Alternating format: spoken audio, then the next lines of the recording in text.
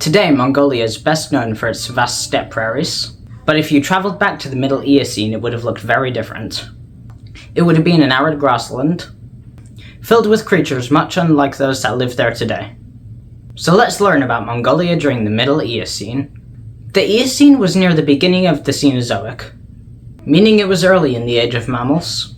So many of the creatures there were primitive relatives of those alive today. So many creatures did resemble living ones, but they had many features that made them unique from their living relatives. And some creatures looked like living ones, but were completely unrelated to each other. Now let's get into the creatures themselves. Let's start off with the herbivores. First up, Papaceres. It was about the size of a large dog. Believe it or not, but Papaceres was actually a type of rhino called an Indricotherium. And later members of that group would go on to be the largest land mammals to ever exist, as far as we know. But at this time they were relatively small.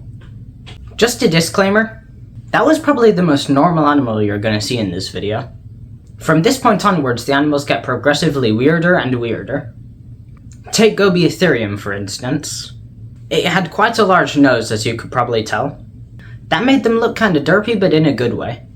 Gobietherium was also one of the last members of its group, the Uintatheres. Most Uintatheres had bony knobs on their skulls, but Gobietherium had a large nose instead. Speaking of noses, there was also Rhinotitan, which had a strange-shaped horn on their nose. Males had larger horns, and because of that they were probably used for display to attract mates. And despite the name, Rhinotitan was not a rhino. It was a Brontothere, which was an extinct group of ungulates. Rhinotitan was not the only Brontothere there. There was also Embolotherium. Embolotherium also had a strange-shaped horn on their head, and the males had larger horns, and they were also used for display to attract mates. There were also many predators that fed on these herbivores, like Sarcastodon. It was not a cat or a dog or a bear. It was a creodont, which was a group of prehistoric carnivores. There was also mongalonics. Mongalonics wasn't a cat or a dog or a bear or even a creodont.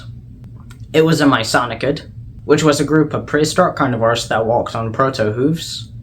Yes, there used to be a whole group of hooved carnivores. I did tell you they get progressively weirder and weirder. And it was about the size of a large bear.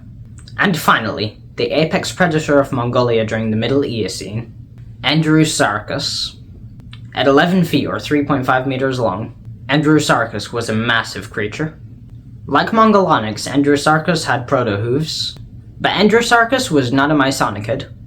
It was more closely related to hippos, and they were omnivores, meaning they ate anything they could find, plant or animal. Now I'm sorry I took such a long break from long-form videos, but I'm glad to be back. I also have a big announcement to make. In a few days from when you're seeing this video, I will be going on a trip to the Southwest United States. And many places I will be visiting have a lot of fossils and geologic history preserved. So I will be making a video series about the history of life in the Southwest United States. A few other YouTubers have their own history of life series, but mine will focus on specific places in the Southwest, which I think will give a more in-depth understanding about what the ecosystems and world were like at a specific time. So I hope you guys are excited, and I will see you all next time. Bye!